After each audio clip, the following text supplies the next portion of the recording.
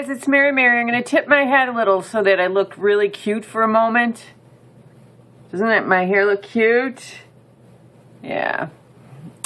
Alright, this is ostensibly a makeup basket of the week. I don't know. You've seen me in Mary in a bad mood. How about sliding towards a sad, unhappy, all alone in the world mood? How would you like that for a video? Because that's what I'm feeling right now. So, if anyone could find wind chimes, you know how they play music now, a few bars of lovely Beatles songs. I want dueling banjos from, you know, the theme song from Deliverance. I think I have raccoons because they make better neighbors than what's currently going on. So we'll get into that later. I'm sure first you want to go into makeup. And this is the Pammy Whammy 2 palette. And I apologize for this one. Hold on.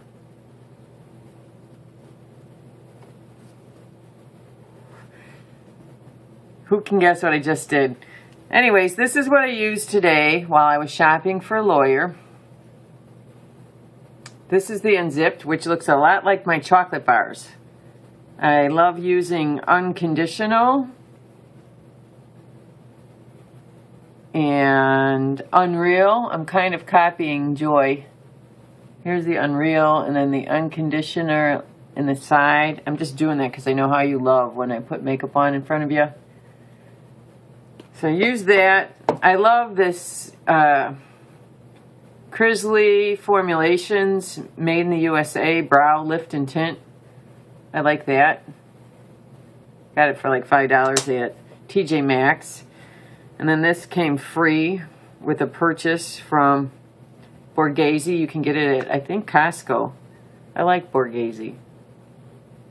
So I used that. And then I got this for 50% off from the Soft Surroundings website. This is Sheer Expert, which at this point it's already melted into my skin. And I'm using this, of course, was probably clearance Noot or Tune, I don't know what, from Zoya. So I'm wearing that.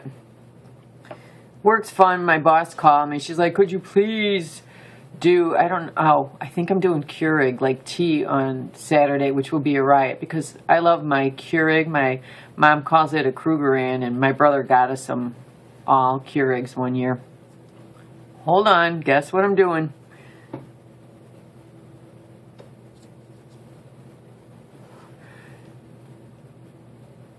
Okay. So, that's my makeup basket of the week. You might be wondering what makes me a little sad and how I counteract sadness. And it's just knowing that this too shall pass, and you just do what you got to do, and that's what I'm doing.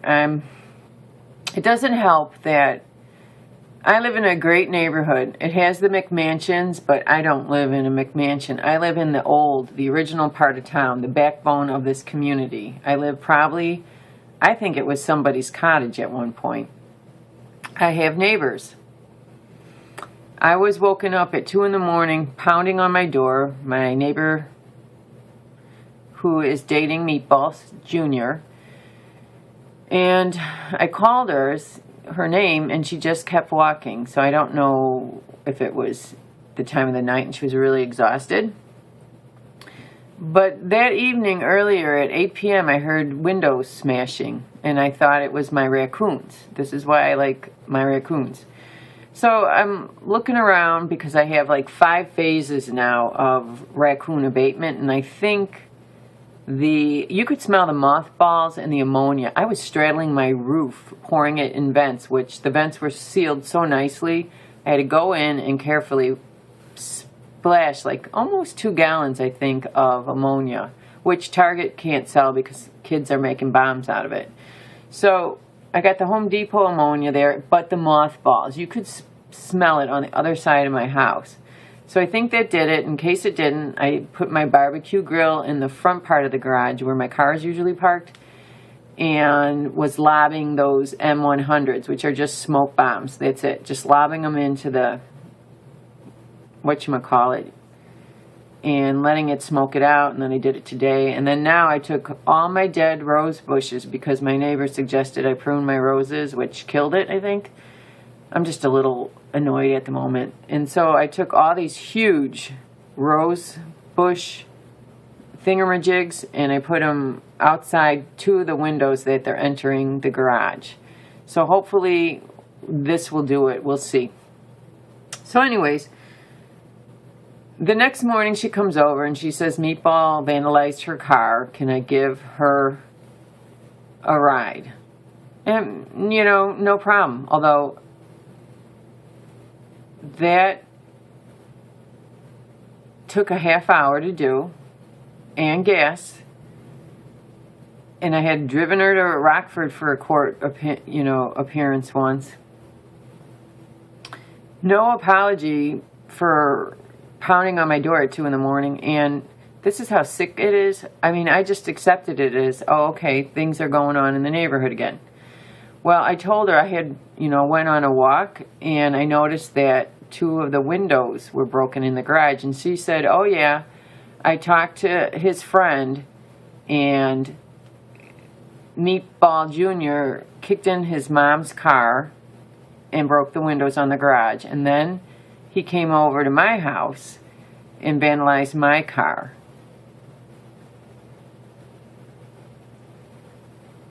I'm like, and then what happened? And then I called the police and they wouldn't arrest him. There have been 5 domestics last June or July, not 1 arrest.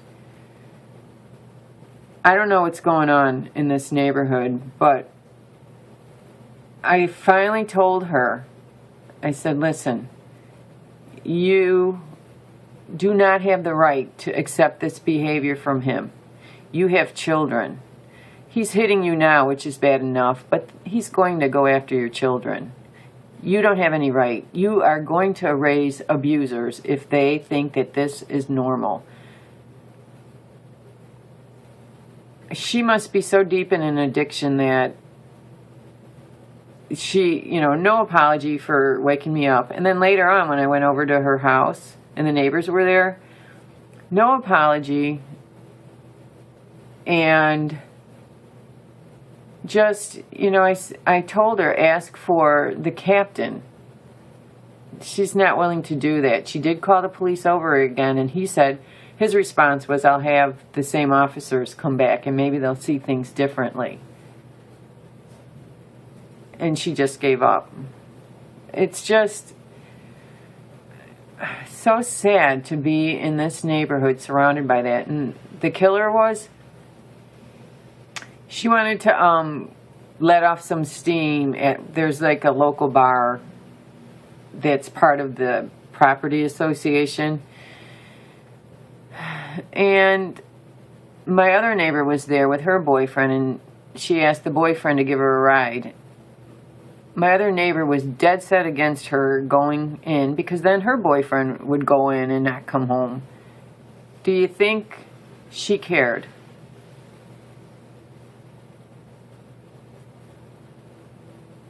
No. So that's what's going on with me, you guys. I hope everyone's doing well. Hope you enjoyed. Oh, one more thing. Penelope. So I get all these Greenwood books. Like a dummy, I don't check where. She's not an Aussie writer. This one is from the good old USA. And the first book I read, Nearer Than the Sky, was horrendous. It's beautifully written, but it's about a mom who injures her children to get attention. Not happy stuff.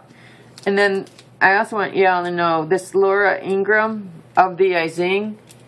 I just, I have pet peeves. I mean, I can't stand people who cut through parking lanes, people who don't use their blinkers. It drives me more crazy than it should. She's stating the obvious about America's cultural decline. And this just ticks me off. I don't want to hear a bit moaning about the obvious.